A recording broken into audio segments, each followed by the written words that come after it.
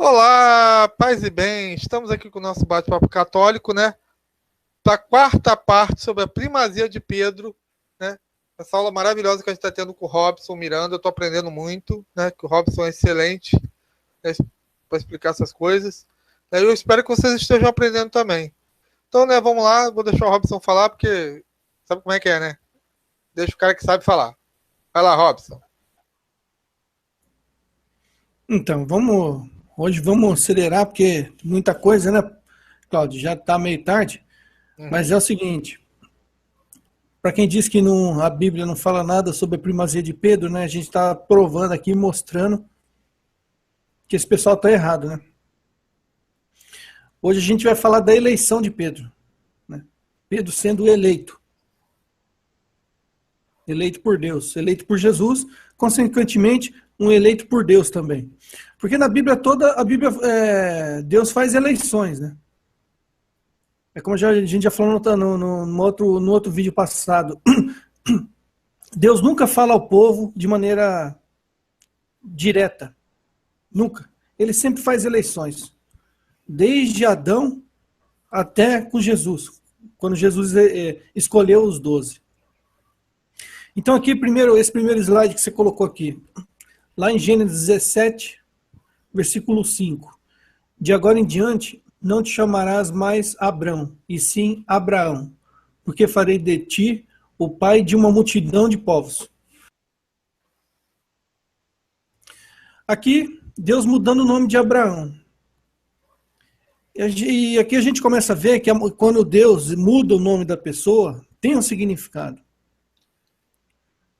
Deus não muda o nome de a torta direita na Bíblia. Quando ele muda o nome, tem um significado, tem um simbolismo. Quando ele muda o nome é porque ele elege aquela pessoa. É uma pessoa, ela é separada das outras. Aqui foi com Abraão. Mais à frente, aqui em Gênesis 35, versículo 10, teu nome, disse-lhe ele, é Jacó. Tu não te chamarás mais assim, mas Israel. E chamou Israel. Então ele mudou o nome de Abraão, mudou o nome de Jacó. E a gente já pula lá para o Novo Testamento. João, capítulo 1, versículo 42.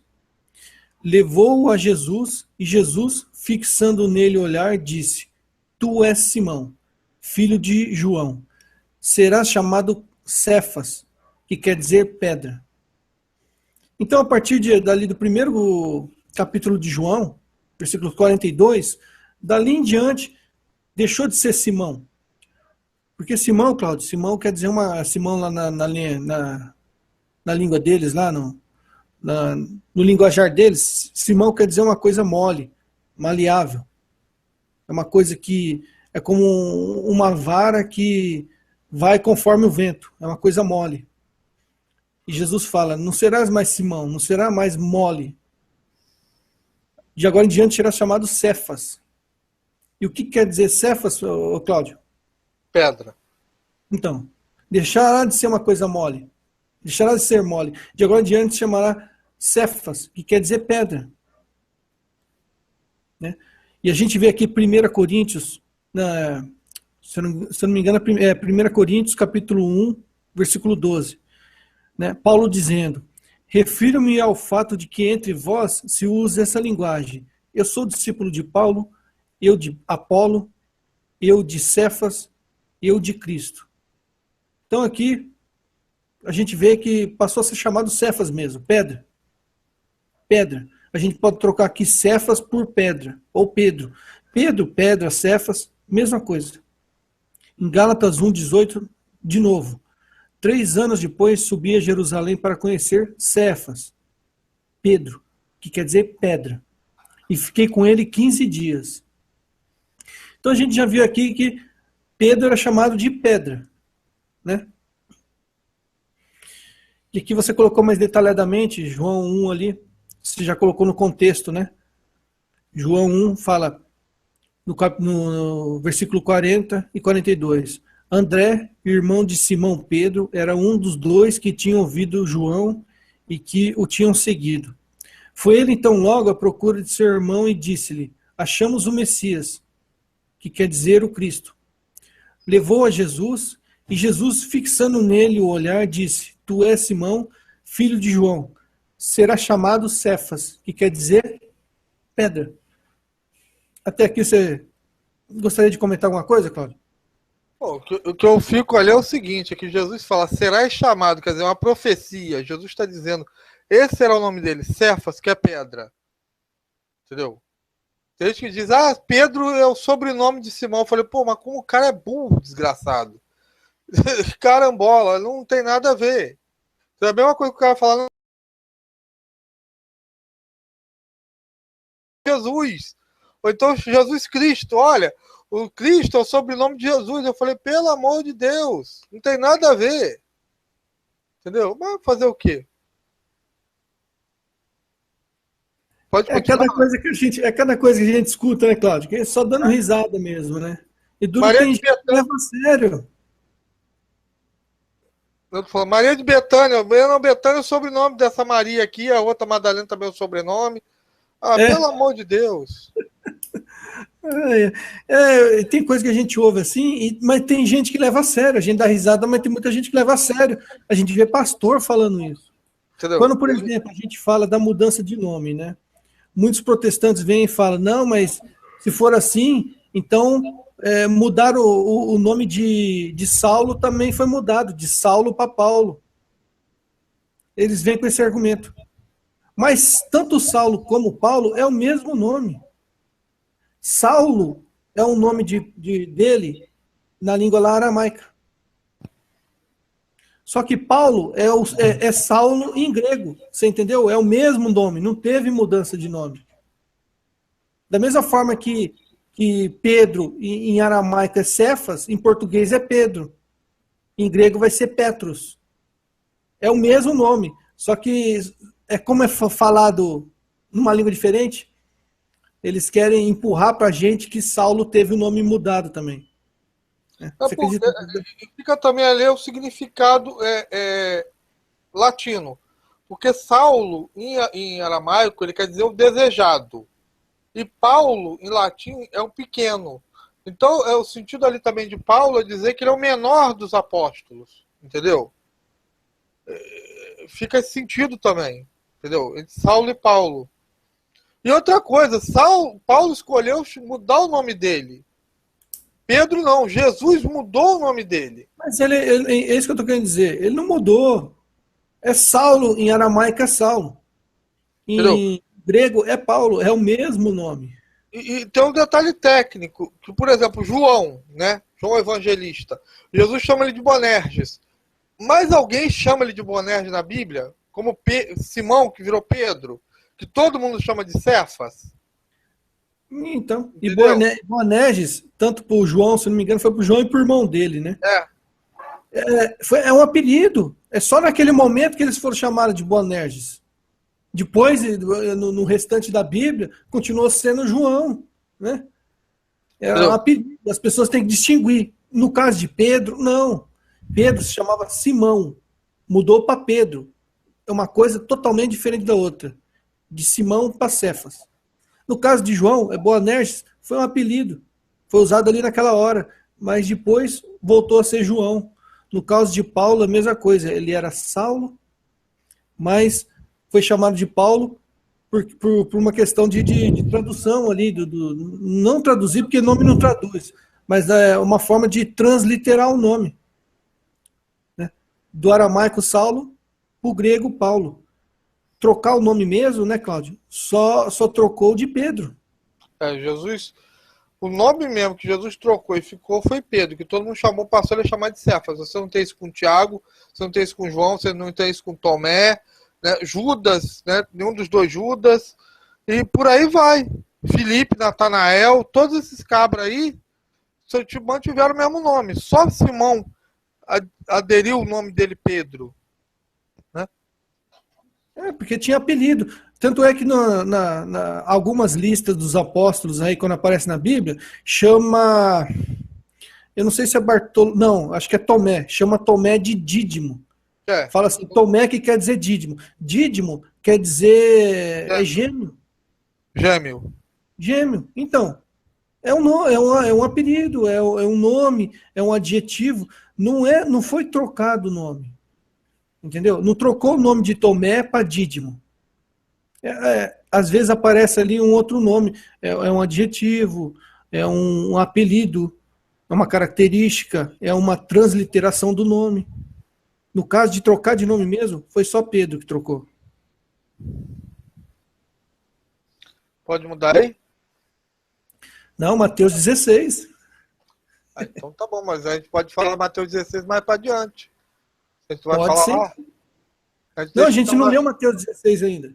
Mas a gente lê lá na frente. Tem lá na frente ainda, você vai falar disso. Pode ser. Manda bala, Tá então. bom? A gente manda bala. Bom, essa parte aqui é minha, tá?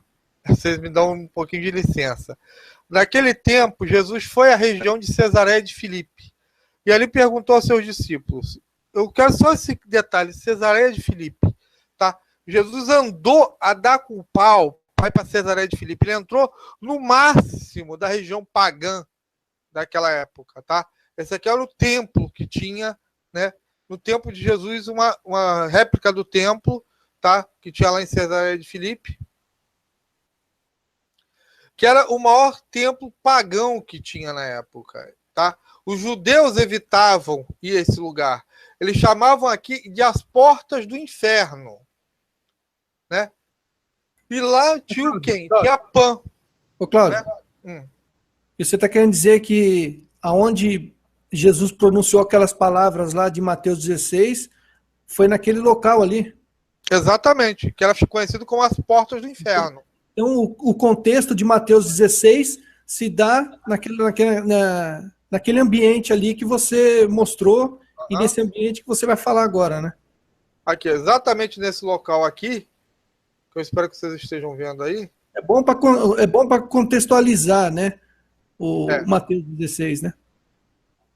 Então, o que que acontece? Quando Jesus ele está lá, né? Isso, alguns estudiosos da Bíblia, né, eu peguei aqui de um pastor protestante, né, para dizer, não, isso é católico. Então, ele era o templo pagão de Pan, tá? E Pan, ele era o contrário de Jesus Cristo, né? Eles tinham certas similaridades. Pan era o deus dos bosques, dos campos e dos pastores. E Jesus diz que ele é o bom pastor. Então, ele quando está em Cesareia de Filipe, lá tinha a pedra de Pan. Ele está diante da pedra de Pan, que era chamada as portas do inferno. Vocês fiquem com isso na cabeça. Então, o que Pan pregava? Né? Pan, ele pregava, o sacrifício dele não podia ter sangue. O sacrifício de Pan, né? As pessoas não se sacrificavam, era o hedonismo, era o prazer, era o pare de sofrer. Tá? E ele tinha a pedra de Pan. Jesus foi para lá, ele andou aquilo tudo. E de frente para aquilo, ele virou-se para Pedro e falou: Tu és Pedro, e sobre esta pedra, apontou para Pedro, tu és Cefas, e sobre esta Cefas, eu edificarei minha igreja em oposição à igreja de Pan. Como a igreja de Pan, ela era cheia de ídolos, né, deuses, falsos deuses, e ela era o reflexo do inferno na terra para o judeu, a igreja de Cristo tinha que ser o reflexo do céu na terra. Como foi lá Moisés quando fez o templo, né, lá, a tenda, né, os judeus fizeram como que o reflexo do céu do jeito que eles entendiam. Assim foi feita a tenda lá de Moisés. Hebreus fala isso. A revelação de João, ele vê o céu. Então a igreja pegou aquilo, tudo que João viu, Jesus Cristo imolado, Jesus Cristo crucificado, os santos, Nossa Senhora, e fez a igreja exatamente aquilo, um reflexo daquilo que João fez, em oposição ao templo de Pan. Então Jesus não foi para lá à toa. Tá? Entenderam? Vocês têm que entender a geografia, o que Jesus está falando. Ele fala, as portas do inferno não prevalecerão sobre a igreja. Esse paganismo todo não prevalecerá na igreja, porque na minha igreja terão imagens de santo. É isso que Jesus está falando. Cláudio, lembrando que esse conceito de inferno, os gregos já tinham, né? Exatamente. Entendeu? E o que acontece? Uma das nascentes do rio, do mar da Galileia, ali, vinha desse templo. Ainda tinha esse detalhe, ela ainda desgraçava a água dali. Então, o novo templo de Jesus, ele ia purificar aquelas águas. Ia purificar de tal forma que até o Mar Morto ia ser sanado, né? E tal. E foi o que aconteceu. Né? O mar, que era o símbolo do tempo, né? O que é o Mar Morto? Se a gente for falar assim, né? Sem ser fisicamente. O Mar Morto era onde estavam as almas presas no cárcere, desde o tempo, né, de Adão até Jesus Cristo. E foram sanados, porque Jesus ele desce à mansão dos mortos e resgata esse povo todo. Né?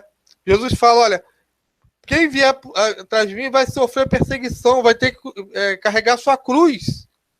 O templo de Pan falava, não, você não precisa carregar cruz nenhuma. Você não tem sacrifício de sangue. Né? Não tem nada disso. Então é essa oposição que as pessoas têm que entender. O que Jesus está falando? Por isso que quando as pessoas falam, Jesus não falou nada de imagem, nenhum apóstolo. Gente, se Jesus diz que se o templo de Pan era dotado de ídolos, e a igreja tem que ser um reflexo do céu na terra, essa igreja tem que ter os santos lá dentro. Porque, como eu falei, foi assim que Moisés fez o tabernáculo, com que ele viu do céu. Salomão, a mesma coisa. O templo de Salomão era o reflexo do céu na terra. Tá? E a revelação, João, ele vê exatamente isso, o reflexo do céu na terra. Por isso que a igreja é cheia de imagens, para educar o povo, para ensinar o povo. Com muito mais verdade, com muito mais coerência do que o templo antigo. Pode falar aí. Uma coisa interessante que você falou que eu não sabia, né? Não conheço muito sobre esse Pan. Mas uma coisa interessante que você falou é que no sacrifício dele não tinha sangue.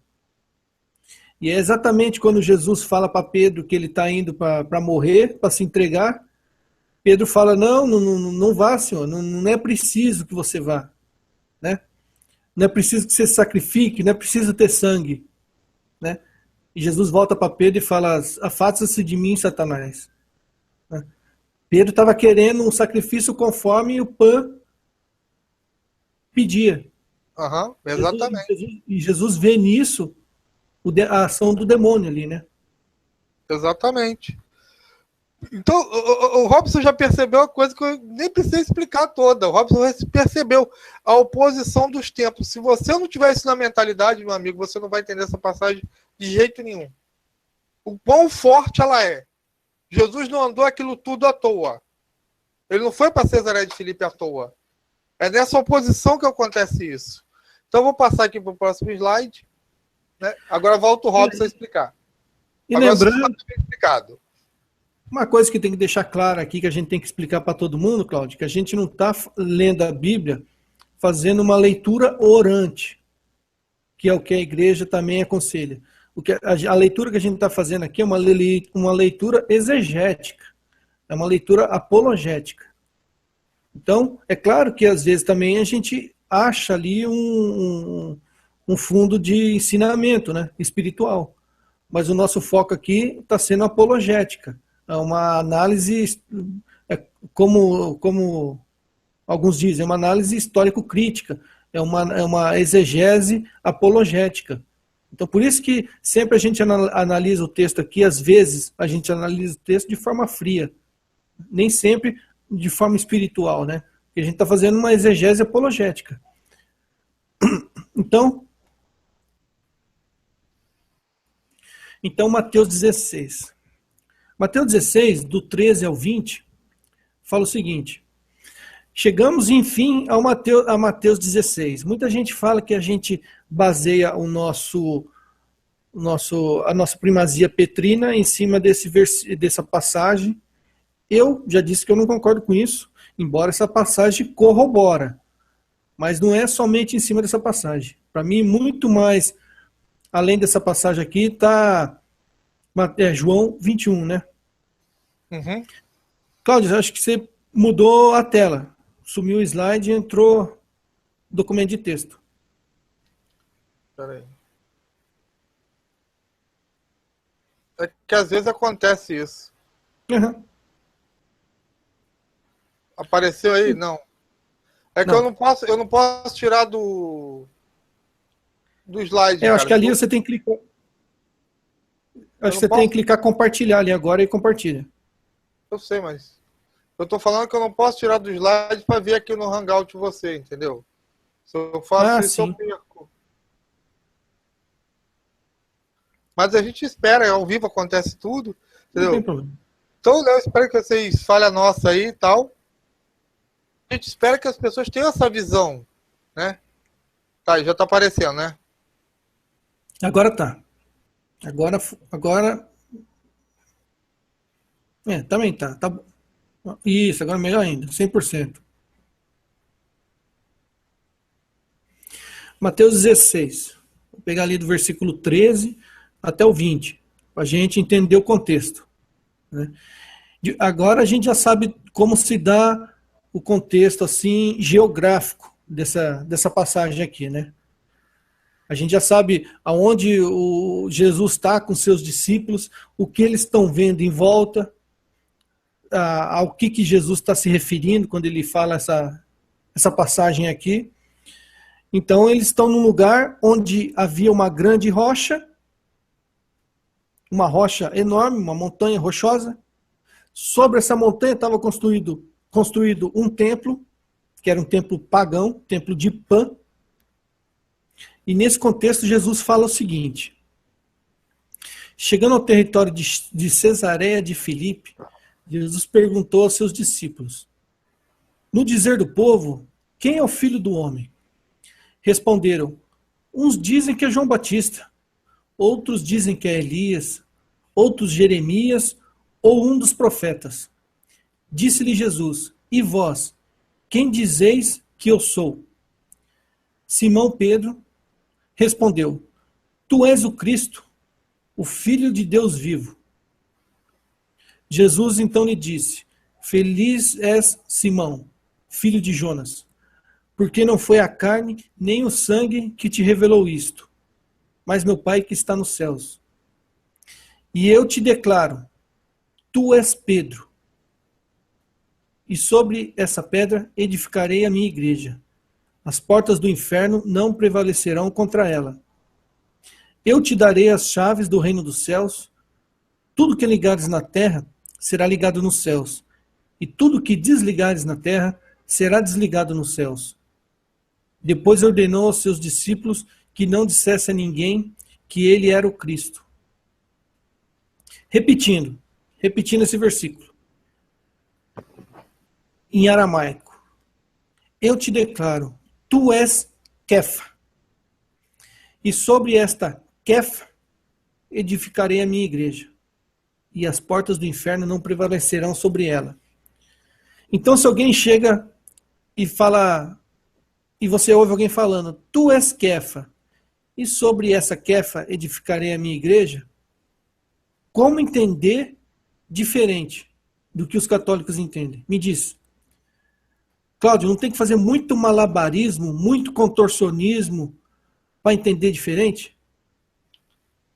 Eles falam que Pedro é masculino e Pedro é feminino. Gente, como esse povo é burro. Isso acontece porque a língua permite. Mas no tempo de Jesus não permitia. O que está lá no original é Cefas e Cefas. Entendeu? Que ficava estranho. Tu és pedras, né? Sobre essa pedra. Fica estranho. Um detalhe. Em grego, ele fala tu és Petros, que quer dizer rocha. Né? É o apropriado para a frase. Tu és Petros, rocha. Só que esse Petros era um grego que não era mais usado na época de Jesus, era um grego antigo. Porque o certo mesmo, para ser usado nessa frase aqui, naquela época, era a segunda parte, onde ele fala, e sob essa Petra. O certo para ser usado nessa frase era Petra, que era o grego, se eu não me engano, acho que o grego koiné, que era usado na época. Só que não tinha como usar Petra para se referir a Pedro, porque senão ia ficar o feminino, você entendeu? Então Petra tá certo. Só que para Pedro não dava para colocar Petra. Por uma questão de lógica. Tanto em grego, como em latim, e como português, a dificuldade seria a mesma. Pedra é feminino, Pedro é masculino. Por isso que teve que usar essas duas palavras. Uma masculina para se referir a Pedro e uma feminina para se referir à pedra. Interessante que eles falam o seguinte. Eles falam que a pedra, nessa frase, se refere a Jesus. Jesus está falando dele mesmo. O interessante, quando Jesus fala sobre essa pedra, ele usa a palavra Petra, que quer dizer o quê? Pedrinha, pedra arremessada. Então ele usa uma palavra forte para Pedro, que é Petros, que quer dizer rocha firme, para Pedro, mas quando ele se refere a ele vai usar a palavra pedrinha, uma pedrinha lançada. Faz sentido isso? Se referir a Pedro como rocha firme e se referir a ele mesmo como pedrinha. Não faz sentido isso, né, Cláudio? Exatamente. Esse slide você preparou para nós? Tá aí, ó. Esse aí, tá vendo? Esse aí? Sim. Então, o que eu estou falando aqui é o seguinte: a pedra angular na igreja, como eu já falei até no vídeo passado, a pedra angular é aquela pedra que todas as outras pedras se ajuntam a ela. Ela é planejada antes de tudo. Entendeu? Como é na igreja, que você tem a pedra angular aqui em cima. Ela não está lá embaixo. Isso acontece na igreja católica. Por quê? Porque Cristo está acima de tudo. Agora, pedra inaugural é Pedro. Então, o que acontece? Falta ao protestante curso de pedreiro. Além de saber aramaico. O cara não sabe o que é pedra angular, não sabe o que é pedra inaugural, não sabe o que é... Porra, vai fazer curso de pedreiro, carambola. Né? Então, o que acontece? Jesus, quando ele é referido, é tido como pedra angular. Pedra angular e pedra inaugural são coisas completamente diferentes. Às vezes uma pedra angular pode ser uma pedra inaugural? Pode. Mas nem sempre. Nesse caso aqui, não. Tá bom? Você pode botar a primeira pedra, mas você tem que estar planejado, antes de tudo, a pedra angular. Como é feito nas catedrais católicas. Que é lá em cima, no arco, para Jesus estar acima de tudo. E aquele cálculo, né, maravilhoso, né? Que os caras não concebem, porque os caras, fazem igrejola de fundo de quintal, não pode conceber um treco desse. Né? Fazer o quê?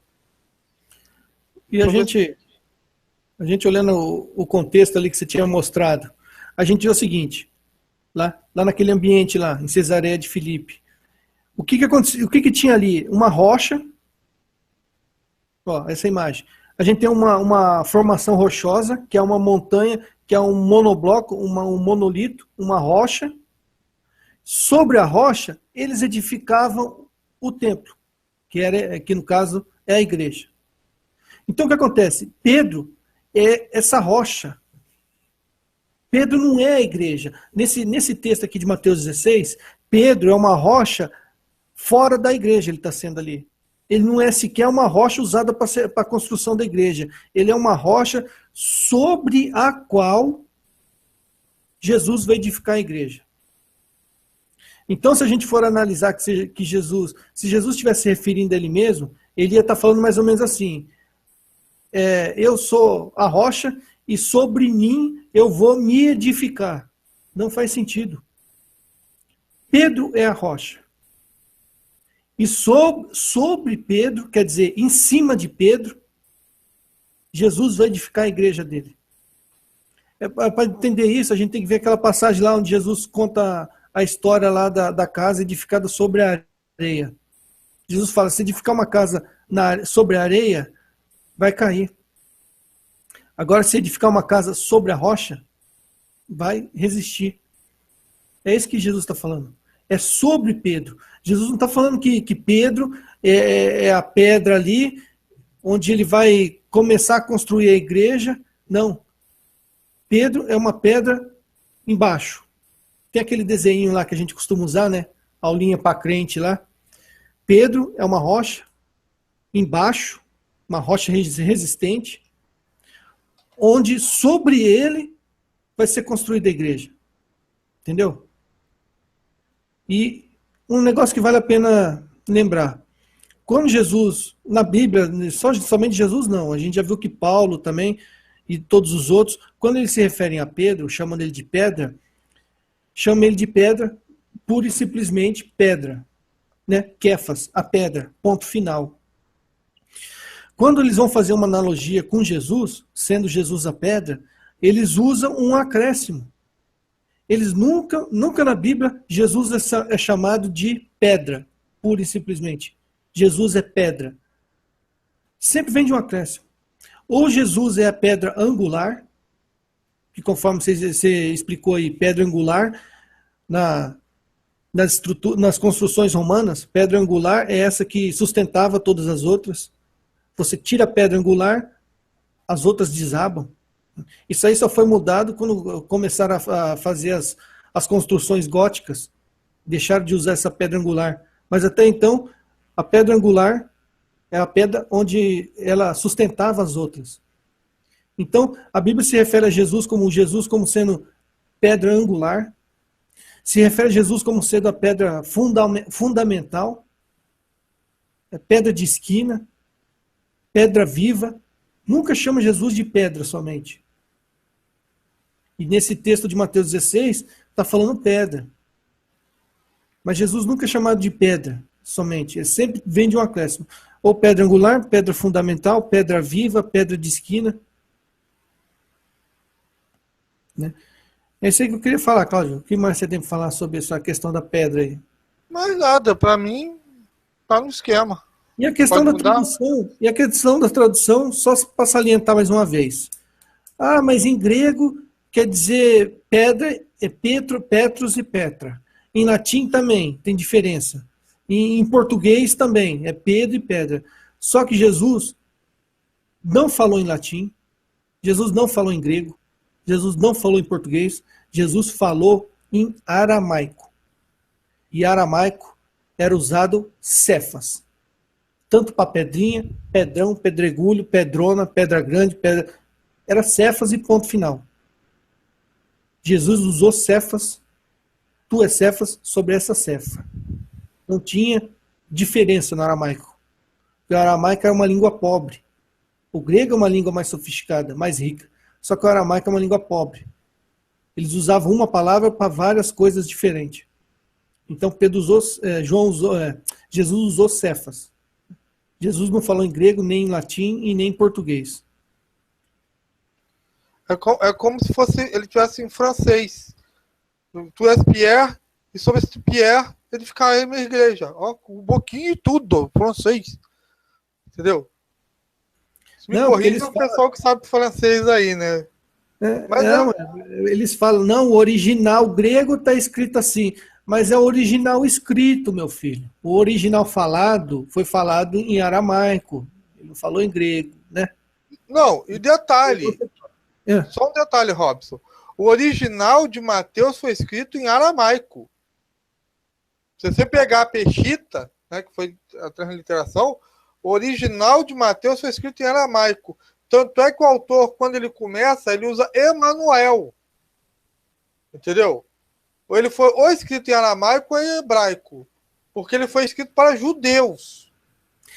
Só porque da judaica.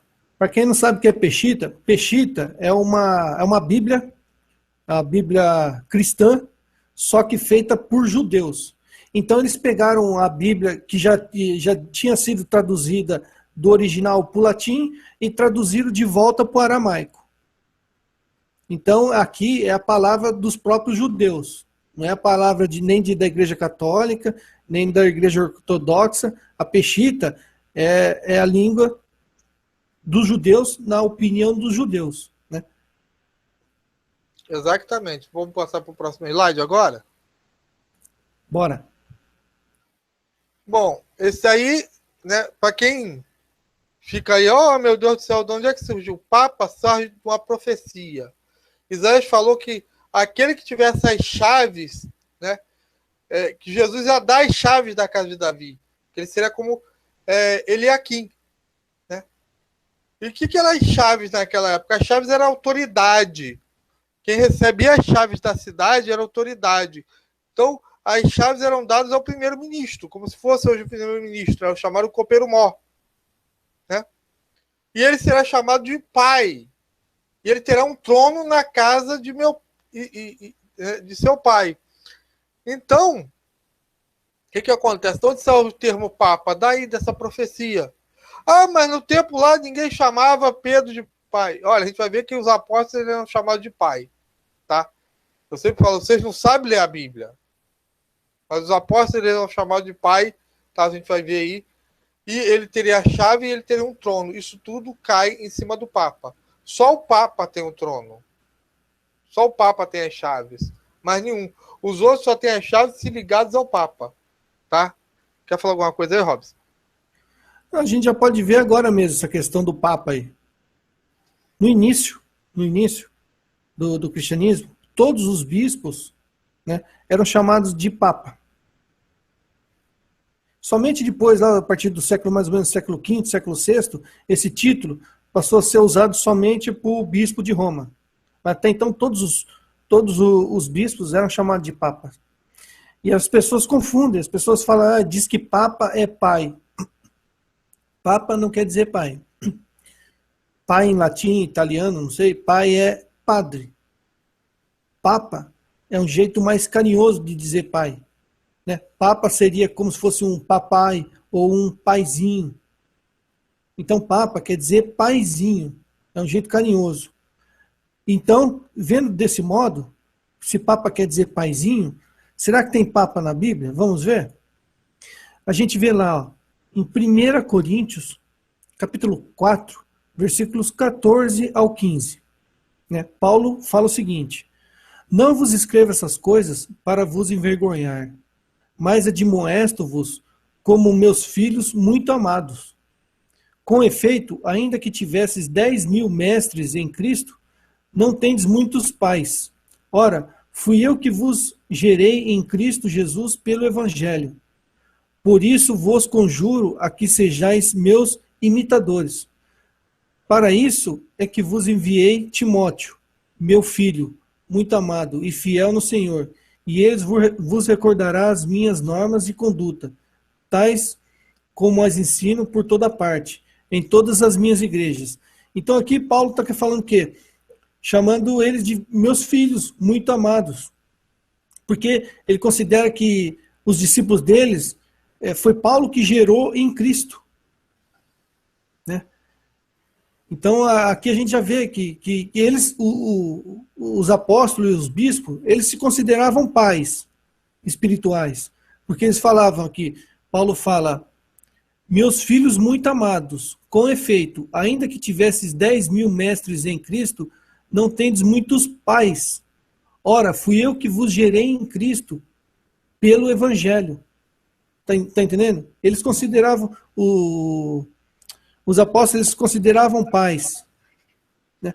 E a gente vê, agora consideravam pais, mas muita gente pode falar, mas é pai, não é papai, nem paizinho.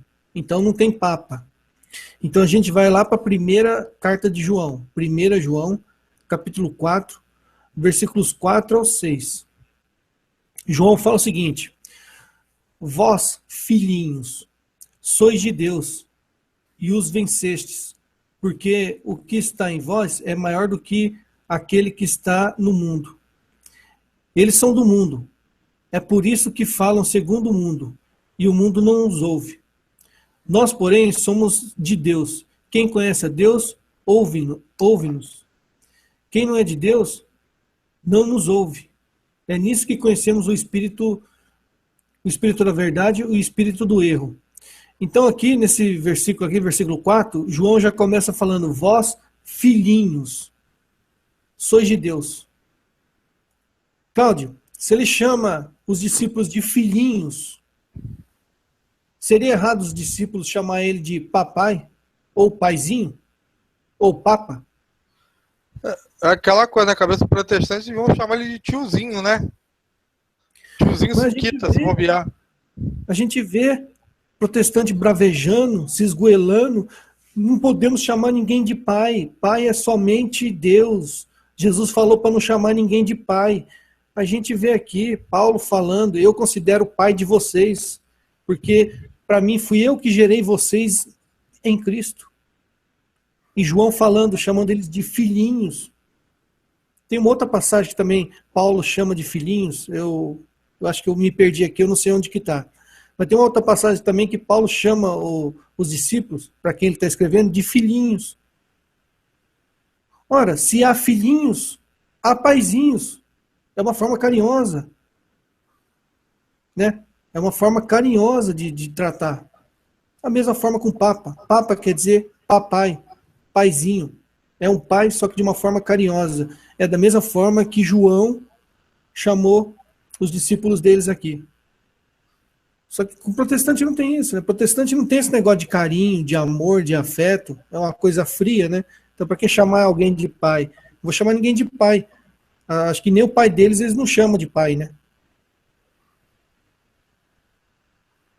Tem aquele problema, tem o problema do protestantismo. Se todo mundo lá é igual, como é que vai ter um pai? Não tem. Entendeu? Eles voltam sempre ao judaísmo das ligações sanguíneas. As ligações deles são judaicas, como os judeus. As ligações são de sangue.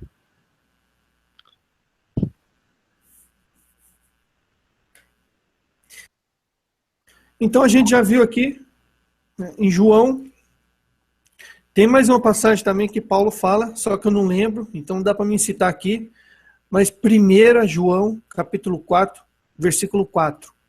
João chama de filhinhos, e se ele chama de filhinhos, naturalmente ele poderia ser chamado de paizinho, e paizinho, papai, quer dizer, em latim, é papa. Pronto, pronto. Como não tem papa na Bíblia? Como a Bíblia não fala em papa? Cai por terra mais uma vez aqui, né? Você tem mais algum slide, Cláudio? Tem. Aqui, ó. Esse aqui, ó, Mateus 18. Ah, para fechar com chave. Mateus 18, versículos 15 ao 22. A gente viu Mateus 16, 2 capítulos à frente aqui, Mateus 18, 15 ao 22. Vamos lá, então. Essa passagem aqui é um tipo de passagem que eu nunca vi protestante citar. Eu acho que não existe na Bíblia protestante. O que você acha, Cláudio? Eles só vai aqueles 20 versículos, cara. Pelo amor de Deus, isso daqui, ele só pega aquela parte ali onde 2 ou mais estiverem reunidos e esquece todo o resto. Eu queria que algum protestante me explicasse essa passagem aqui. Porque se nessa passagem aqui a pessoa ler e não entender que a igreja é uma instituição, a igreja não é somente algo espiritual. Nós católicos cremos que a igreja de Cristo é o quê? É uma coisa espiritual, só que também institucional, material. A igreja aqui material, visível, que a gente vê, está unida com a igreja invisível. É uma coisa só. E esse texto aqui deixa claro isso. Então, vai lá, Mateus 18, do 15 ao 22. Diz assim: se teu irmão tiver pecado contra ti, vai e repreenda-o, entre ti e ele somente. Se te ouvir, terás ganho teu irmão. Então, se nós somos da igreja, se a igreja é uma instituição e nós somos uma igreja, né, Cláudio? Esse primeiro versículo já bastava, né? Ó, eu sou a igreja. Eu já estou advertindo meu irmão que errou. Pronto. Parou por aqui. Eu sou a igreja, parou por aqui. Só que a passagem continua. Se não te escutar, toma contigo uma ou duas pessoas, a fim de que toda a questão se resolva pela discussão de 2 ou 3 testemunhas.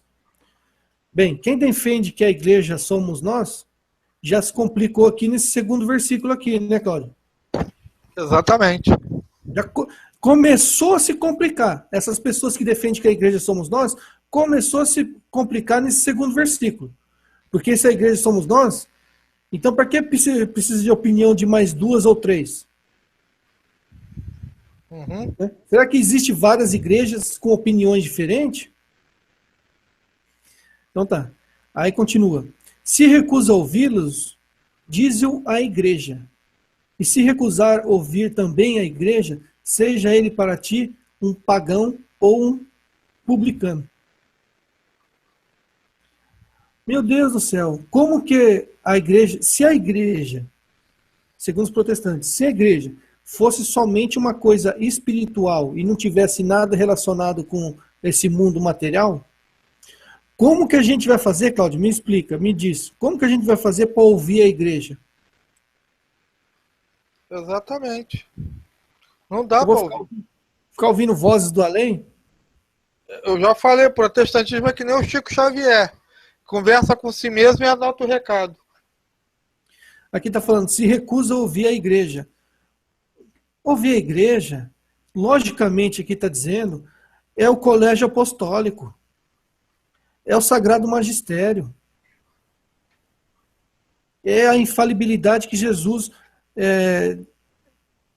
prometeu para o sagrado magistério da igreja. Se não ouvir a igreja, seja para ti um pagão ou um publicano. O que é um pagão? O pagão é uma pessoa que não tem nada a ver com a religião nossa, no caso aqui de Jesus. Jesus está falando, seja um pagão, quer dizer, seja uma pessoa que não tem nada a ver com o cristianismo nosso aqui. Ou um publicano. O que era um publicano, Cláudio, naquela época? Publicano era um judeu que tinha traído o seu povo. Publicano é um judeu que trabalhava em favor do império e contra o seu povo. Ele ajudava os romanos em desfavor do seu povo judeu. É um traidor. Então aqui essa passagem está falando que esse versículo, se não ouvir a igreja, seja um pagão, alguém que não é cristão, ou um publicano, um cristão que traiu o cristianismo. E continua assim, em verdade vos digo, o que ligardes sobre a terra será ligado no céu, e tudo que desligardes sobre a terra será também desligado no céu. Cláudio, a gente ultimamente não tem ouvido muita gente falar, nossa, eu não sigo religião, religião não salva, não existe religião, o que existe é Jesus, eu não sigo religião. O que é ligar e desligar? Então, é autoridade. Não vem a ser religião? Religião não é ligar, não é religar? Religião não vem do latim religare? E aqui Jesus não está falando o que você ligar lá será ligado aqui, o que desligar lá será desligado aqui. Jesus está falando aqui, eu deixo uma religião. Primeiro ele fala, eu deixo uma igreja constituída, uma igreja instituída, e em seguida ele fala, além de ser igreja, eu deixo uma religião. Eu te deixo as chaves, né? Para quê? Para você ligar e religar. Religião, religare. Por isso que fala, o que será ligado aqui será ligado no céu. Quer dizer que é aquilo que eu te falei. A igreja tem a realidade material e ao mesmo tempo a realidade espiritual. É um corpo inteiro. Nós aqui que estamos vivos, quanto os que morreram, né, estamos unidos na mesma igreja. Aí continua assim, digo-vos ainda isto. Se 2 de vós se unirem sobre a terra para pedir, que seja o que for, segui-lo-ão de meu Pai que está nos céus. Porque onde 2 ou 3 estão reunidos em meu nome, aí estou eu no meio deles. Essa passagem eu vou deixar para você explicar, Cláudio, que você explicou esses dias de forma perfeita. Né?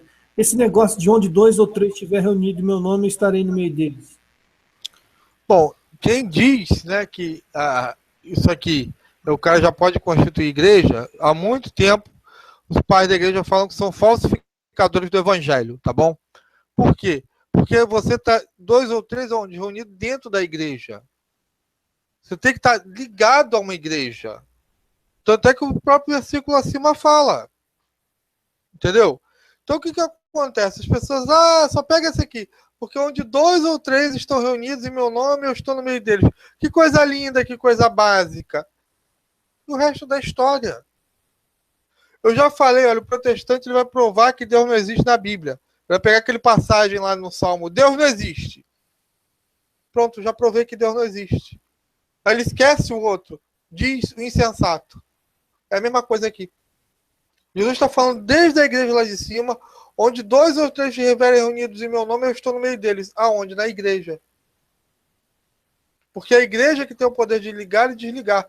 Jesus, quando está falando isso, ele está falando com os discípulos. É só começar a ver lá desde o capítulo, do versículo 1. Toda a conversa que Jesus está sendo com os discípulos dele, os apóstolos ali. Ele está com os 12 ali conversando. E é esse o texto, dentro do seu contexto. Então o cara que fala isso, ele é uma besta quadrada, que negócio de 2 ou mais, 3 reunidos. Ele ignora completamente o texto acima. Entendeu? Ou ele é burro ou ele é canalha. Não tem outra definição para uma criatura dessa. Entendeu? Ele é analfabeto funcional. Então acho que isso é tudo que eu vou falar para não ficar muito longo. É bem isso aí.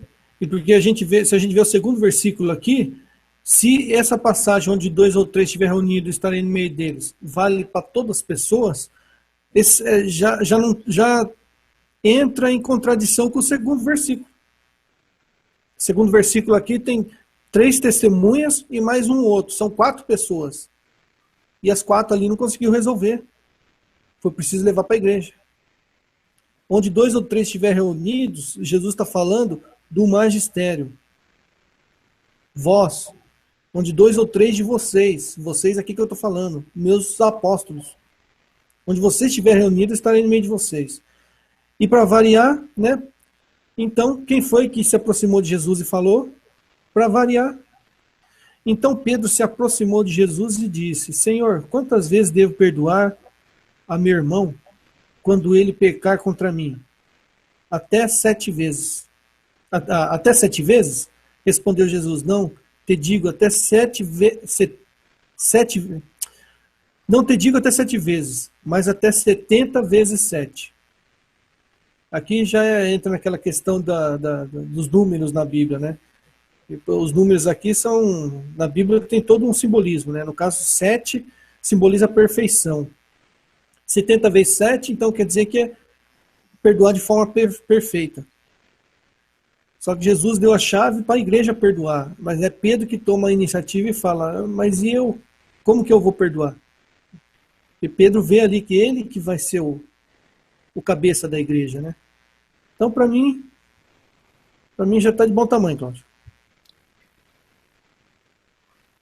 Aqui, né, eu botei esses grafites aqui lá nas catacumbas, que também os protestantes pulam isso aqui, né? Então você lê lá em aramaico, grego, latim, né? Pedro, príncipe dos apóstolos, Pedro, chefe dos apóstolos, Pedro foi para Roma, o Cristo, o Senhor, o Altíssimo, Jesus, nosso Deus, né? Que muita gente ignora que Jesus Cristo é Deus, Senhor Jesus Cristo, né? Ajudar o servo, Pedro e Paulo intercedam por Vítor, né? Os protestantes, se eles pegassem a história da igreja, realmente, entendeu? Não inventassem firulas, eles iam ser muito mais felizes, muito menos contraditórios. Protestantes, voltem para a Santa Amada Igreja.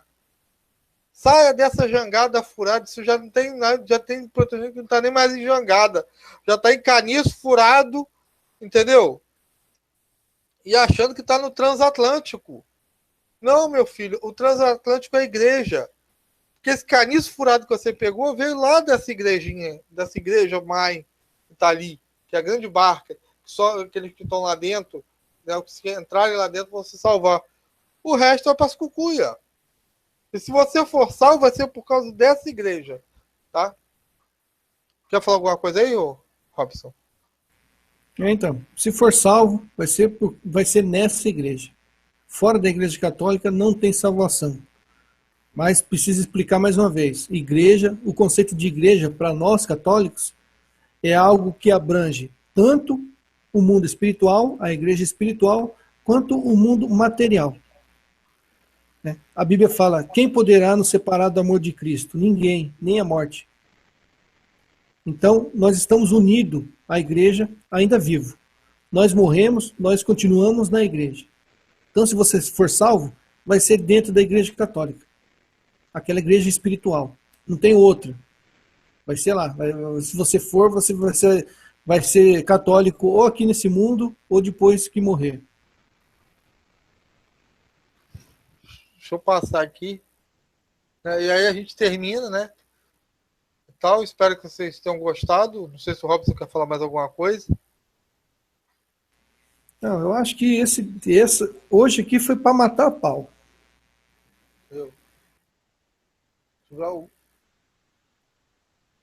Entendeu?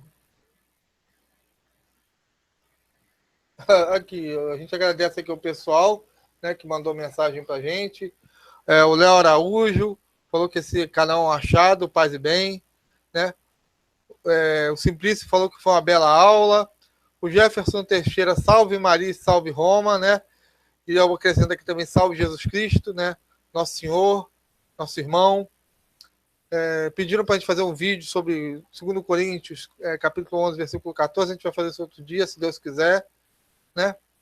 E que o Jefferson falou que a gente ainda vai fundir os neurônios dos protestantes. É muita informação para a cabecinha deles, é possível mesmo, né?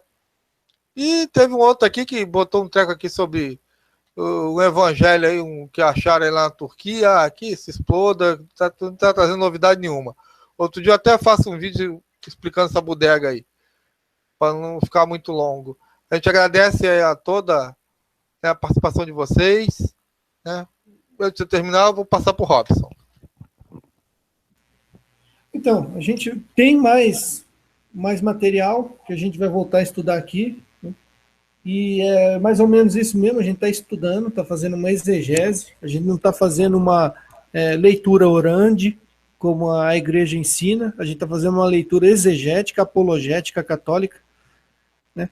E a gente vai ter mais ainda material para estudar aqui no canal do Cláudio.